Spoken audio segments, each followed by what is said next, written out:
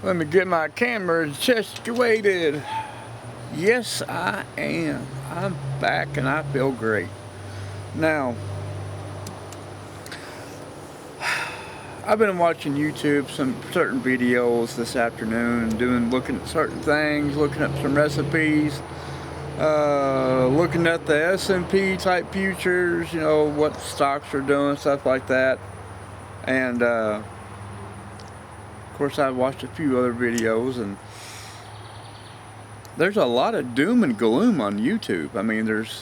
There's a lot of empowering, enlightening things and educational things, but there's a lot of people on there trying to, you know, make the world out to be like this huge, horrible place. And, I don't know. I hope I don't come across that way. I know there's times I tell you, you need to go buy this or go buy that, and stock up on this and stock up on that. And that's only because from the time I was little bitty and grown up in the Christian household I grew up in, I was taught to stock, prep, however you want to call it, not do it in a crazy way, but do it in a moderately way that basically, I don't know, this basically you're not going to be a hoarder, more or less. But yeah, I see videos. You need to go out and buy all these supplies and buy all this stuff here and buy all this crazy shit here, and pile everything up in the house and get ready for doomsday. And I hate to tell you, yeah, some of that stuff could be beneficial, but if you live in the city limits, 99% of the stuff that people tell you need to start buying is useless. Because I live in the county. I'm not really like BFE in the country, but I am slightly, but I still got neighbors around me. I'm not suburban, but I'm in the county. I'm in the country-ish. There's a main road this way, there's a main road this way. We got a corner gas station and a Dollar General. That's like my high society at where I live at. And that's about it. Until you get 5 to 6 miles down that way, or you go 15 miles that way, or 10 miles back in towards town. This is, where I'm at. This is like my area. I got a gas station and a Dollar General. And, to me, that's all I really need. I got 2 neighbors up here, 1 neighbor in front of me this way, and I got James across the street, and I got John back here behind me, and Donnie catty corner from me, and there's supposed to be some family moving in down here in the very back end of it, but that's been rumored for the past 3 months and haven't seen nothing. Then I got Brandon back here behind me, or beside me. Been a couple other people along that way, but most people around here, even though Brandon lives on the other side of the main road, we communicate, we talk back and forth, and we try to help each other out when possible. I help James out as much as I can, help John out as much as he can, help Danny down here in the front, or Sean down there, and Stacy in front of me. I help out who I can, and we all kind of mix between the group of us. I got goats and chickens, and John wants chickens, and his old lady doesn't want chickens, and I'm like, well, as long as you're paying all the bills, doesn't matter what she wants. If you're maintaining everything, taking care of everything, and it's your place, then get you some damn chickens. And I told him, I said, if you do get chickens, let me know, and I'll help you build a chicken coop. And or something of a coop, and that way you can get your chickens. But yeah, I mean, there's just so much, you know, it's almost like hysteria on YouTube to make the world seem like it's this crazy, bad, evil place. And I know that there's more good than there is evil, but there's a lot of crap on YouTube. I mean, just flat crap. But, you know, in some ways it's true. I mean, if you watch the economy, you watch the news, you watch, you know, the S&P, you watch the Dow Jones, and what's being disappearing in your grocery stores, and the lack of, and a bunch of other things of that nature. Yeah, in some ways I can understand the doom and gloom, but I just can't. I can't sit here and tell you that, you know, we're going to be in a shitstorm in 3 to 6 months. Now, everything that I watch on Saturday mornings, which is the Farmer's Ag Report, yeah, they are talking about some severities in the Midwest and the Corn Belt and stuff like that, and a bunch of other crops and everything else, which, you know, just happens because due to weather. Now, a lot of my friends laugh and joke about global warming. I know it's true. And the reason why I know it's true is most of my state is either in a moderate drought, or in some places it's like, I wouldn't say severe, but it's in that category ish of to being severe. And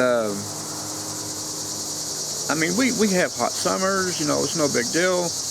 But when you have a hot, dry summer worse than 2012, and being from 10 years ago, yeah, it's bad.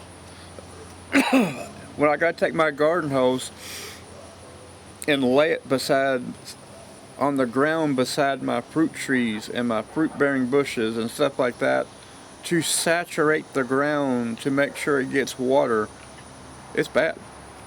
So, you know, but I mean, it's not like we need to panic and go crazy shopping and everything else.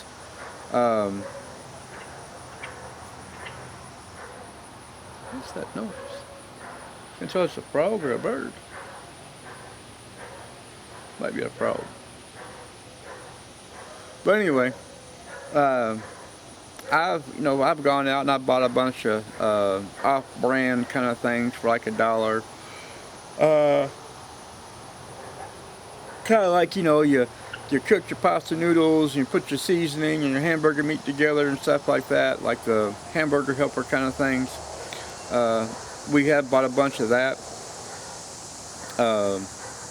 because we have a lot of frozen meat, and I've broken it down, a lot of the meat, into smaller proportions, and so that way, you know, we can stretch everything farther and farther and farther down the road. Not saying it's going to be doom and gloom and, you know, we're going to lose power and we're going to lose, you know, our water and stuff like that. But there has been reports and talks about it through certain government agencies that there could be rolling blackouts and there could be loss of water, like pumping and stuff like that. But that's like hearsay, you know. It's not factual. But in order to be prepared for that, you do need to prep for that. But don't go crazy prepping. Don't go going, I'm going to buy a whole box of this because I can, because it's dirt cheap. I'm going to take it back to the house, stick it in the corner of the wall, and I'm going to stack shit from the floor to the ceiling of all this shit that I might be able to need. And, you know, yeah, don't be doing that. Because then later on you're going to be on the History Channel on the episode Hoarders, as your family comes in and throws away all the shit you spent all this money on, or the county's going to come in, they're going to condemn your place because, well, it's a shithole. So, And especially live in an apartment, because your landlord comes in and sees all this crazy shit. At first he's gonna be like, that's, that's kind of a good idea at first. Then he's gonna be like, hey man, you need to loosen it down because you got too much shit in here.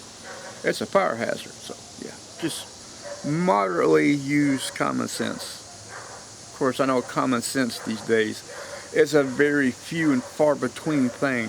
So yeah, it is what it is. But I just don't want to come across as, because I know in the past I said buy silver, buy gold, buy stuff like that. And the reason why I say that is because not only, well, here's a very good explanation for that. Of course, y'all know that I bought a ton of silver a long time ago, and back in 2008, 2012, I sold it and made 1,000% markup, and yeah, I made my money back and then some. Of course, I paid a lot of the bills off when everything got really crunch tight and money was scarce. I was using the money I made from that to pay the bills, keep the house going. But the last I looked, this early morning, afternoon, silver was $18 and some change. It was up like 6%, or like not 6%, 6 cents it went up. So it was still like $18 and change. I'm not saying run out and buy $100 or $1,000 of it. But if you can get as close to face value as possible without paying a huge premiums on markups, and this is what kills me, is these places will sell you silver for $5 over spot. But when you sell it to them, they take it for $5 under spot. They won't give you full price. And or they will give you face value for it, but it'll be like, I'm talking bare minimum face value. It'll be like, if it's $18.90, they'll give you $18 or $17, something like that. It's somewhere like that. So if you can go out and buy some silver or gold and not pay a huge premium for it, I say do it. But if you can't, don't worry about it. It's no big deal. Buy a bunch of ammunition if you got guns, and stock it up and hoard it, and because if this crazy ass president we have now gets his way, you're going to need everything you got to fend off and ward off a bunch of thugs and criminals and some blue hats and things of that nature. But other than that, it is what it is. Now the reason why I say buy silver and buy gold, even if you do not need it right now, and when I say right now, I'm saying like in the next 1 to 6 years, that's about average. So let's say you buy it now. Let's say you're in your 20s or you're in your 30s, and you buy 50-ish, say 20 to 50 ounces, give or take. Now, not all at one time, but in a course of periods, you buy 20 to 50 ounces of silver, and you're sitting there and you're thinking, man, I bought this stuff, I don't need it. Nothing's happening. Nothing took place. So what will I do with it? Buy you a big ass safe or something, stick it inside there, hide it in the house, don't let nobody know you have it, and just keep holding on to it, because eventually there's going to be something that's going to take place economic wise, like right now being a recession and inflation going on and everything else. And this is my troubling point of it, is the US dollar isn't really low, it's climbing, and the bullion prices are staying about normal. So, but technically when the dollar goes up, your metal market is supposed to go down, but it's not going down, it's rebounding a little bit. Even though the dollar's going up, the metal market's it's holding its own. So that right there tells me the same thing, kind of what took place in 2008. We're going to have a big hiccup here soon, and it could be bad. Now, it might not happen. You know, it might not happen for a few years.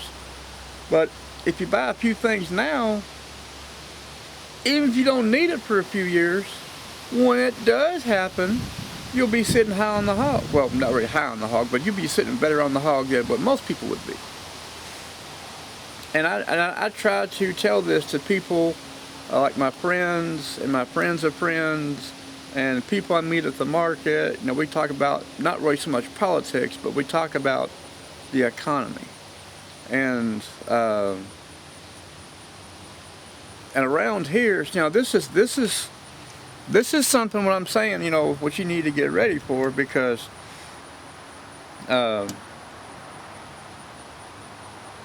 well, let me rephrase the word "get ready for." This is something that you need to pay attention to. There we go. That's a lot better. This time last year, I was buying 10 pounds of tomatoes for 50 cents a pound. Now, 20 pounds of tomatoes is 20 bucks. Yeah. Now, some of y'all are thinking, well, it's just 50 cents more. It's no big deal. Well, when I was buying 10 pounds of tomatoes for 50 cents a pound, that it kind of hurts the pocketbook a little bit, because it's not just 20 bucks, you know, for 20 pounds. Some places are charging 10 pounds of tomatoes for 20 bucks. And the people that I'm getting a little bit about $1 a pound, you might as well say, those are people that I have dealt with at the market. People we have bartered back and forth, we've traded back and forth. I bought from them, they bought from me. That's those people. The people that I don't know from a hill of beans, basically 10 pounds of tomatoes is 20 bucks. So, and that's how a lot of the produce around here is going. If you know, there's a guy at the market last weekend. I traded him pie for, I think it was like 10 pounds of tomatoes. Well, probably about 10 plus pounds of tomatoes, give or take. But it wasn't much more than 10 pounds. So, and some of y'all are thinking, well, that's a damn good deal. It was a damn good deal. Now, it was a chest pie. Now, chest pie is my favorite pie. I'm not supposed to eat chest pie because it's high in sugar, but it's my favorite pie. And he was happy to get a chest pie because like he said, because I was going to, like what he told me was, if you don't take some of these tomatoes, I'm just going to take them home and throw them out in the pasture for the cows. So I was like, well, since you're going to give me the tomatoes, I'm going to give you a chest pie. And even though technically it wasn't a trade, so to say, he gave me the tomatoes and I gave him a pie. So technically it was a trade, but you know, he offered it to me first, so therefore, you know, it is what it is. But that's how a lot of us are around here. We kind of help each other out. Now, yes, last weekend I had a 5-gallon cooler, blueberry lemonade, and I walked around to all the vendors and I told them, I said, if you all get thirsty and you run out of drinkage, if you want to, just come by the table. I got some cups over here. Then it's iced down, so just come up to the cooler.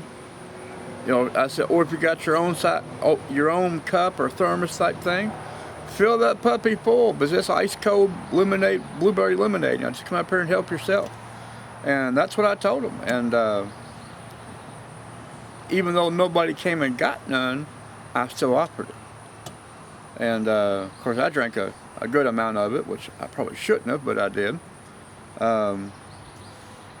But yeah, and I mean, from about May, starting about May is when I started stocking for a winter stock, winter fuel, things we'll need in winter, getting jars ready for canning, starting to make creations of concoctions to use for stretching food through the winter.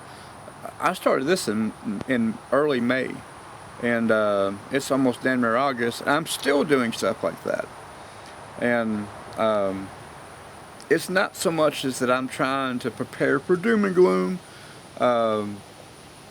I'm basically just preparing for winter and try to ease the burden of certain issues that we have during wintertime around here to make it a less burden and a little bit more comfortable. So that's how it is.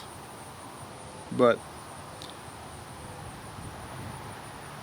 I'm pretty sure I've talked enough and covered a few topics and a few things that really don't matter to a hill of beans to some of y'all, but yeah, just try not to focus on all the doom and gloom on not Facebook, all the doom and gloom on YouTube, because there's more righteousness than there is evil. Now, as far as greed and corruption, that's a whole different ballgame.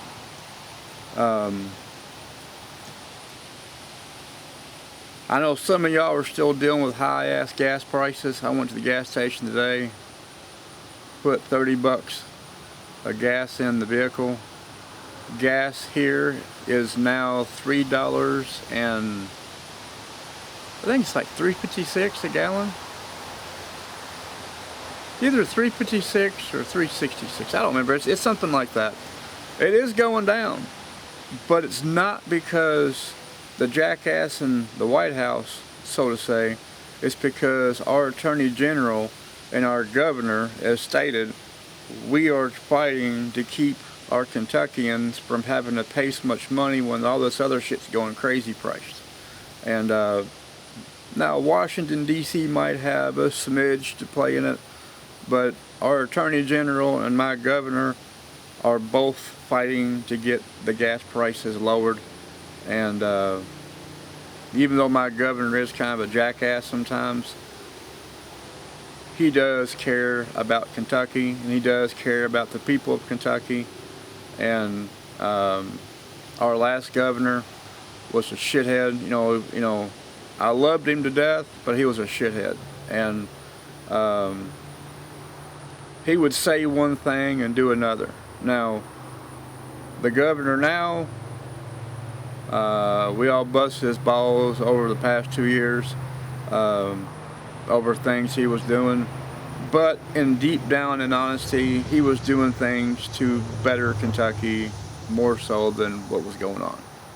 So I will give him credit on that and everything else. And you know, he is a Democrat, and I know there are some good upstanding Democrats, but there's a lot more of them that are just plain dumbasses and need somebody to put their boot in their ass. Now, there are good Republicans and there's bad Republicans, just the same. So I mean, I'm not gonna, you know, don't sit there and be like, oh, you're a Republican, you're blah blah blah. No, I'm a registered Democrat, but I vote for who I feel is best for the job. I don't go by because I'm a Democrat, I'm a vote Democrat. No, I vote Republican most of the time, because most of the people that are running for in office that are Democrats, I would say something, but I'd probably be flagged for it or something of that nature. So I'll just say they need a boot in their ass, plain and simple. There you go. But anyway, y'all have a great day.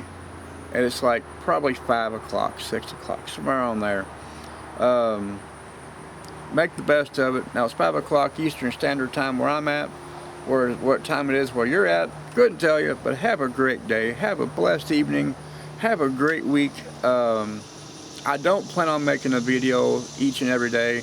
I just made this one because, well, I was on YouTube earlier and it kind of chapped my ass, I guess you could say. So until then, I'll probably see you sometime before Sunday, and if not, then I'll see you sometime Sunday or after Sunday.